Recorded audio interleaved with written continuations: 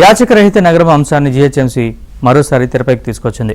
గ్రేటర్లోని ప్రధాన కూడళ్ల వద్ద పౌరులకు ఇబ్బందులు కలిగిస్తున్న యాచకులను గుర్తించి షెల్టర్ హోంలకు తరలించడం లేదా కుటుంబ సభ్యులకు అప్పగించేందుకు ప్రత్యేక డ్రైవ్ ప్రారంభించింది.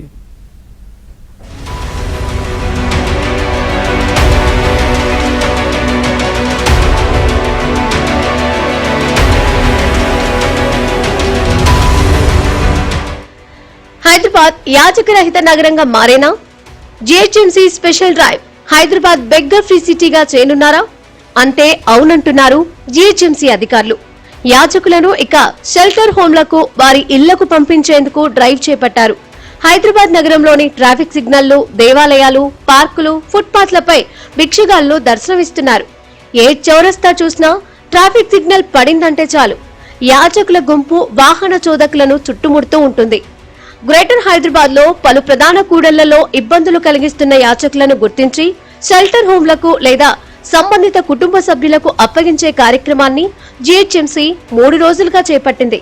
జీహెచ్ఎంసీ కమిషనర్ ఆర్వి కర్ణన్ ఆదేశాల మేరకు ఇప్పటికే జీహెచ్ఎంసీ పరిధిలోని అన్ని సర్కిళ్లలోని బషీర్బాగ్, సెక్రటేరియట్, నాంపల్లి, బేగం బజార్ ప్రాంతాల్లో జంక్షన్ల వద్ద ఉండే యాచకులు, ఫుట్పాత్లపై ఉండేవారిని గుర్తించి జీహెచ్ఎంసీ నిర్వహించే షెల్టర్ హోంలకు తరలించారు.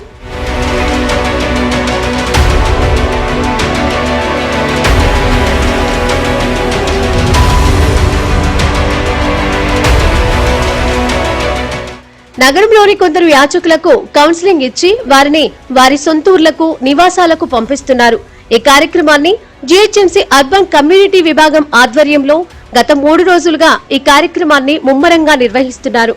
ప్రధాన కూడళ్లు, మతపరమైన ప్రదేశాల్లో భిక్షాటన చేసేవారి గురించి సమాచారం సేకరించి వారిని వైద్య పరీక్షల తర్వాత పోలీసుల సహకారంతో జీహెచ్ఎంసీ షెల్టర్ హోమ్స్ కు తరలిస్తున్నారు.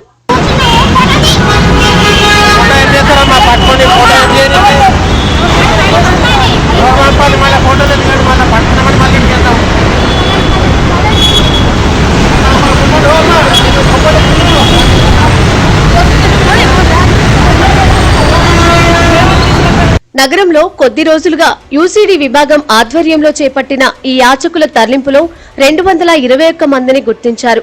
వీరిలో 173 మంది పురుషులు, 37 మంది స్త్రీలు, 11 మంది పిల్లలున్నారని గుర్తించారు. వీరిలో 19 మందిని జీహెచ్ఎంసీ నిర్వహిస్తున్న షెల్టర్ హోమ్ కు తరలించగా మిగిలిన వారికి కౌన్సిలింగ్ నిర్వహించి వారి వారి కుటుంబ సభ్యుల వద్దకు పంపించారు.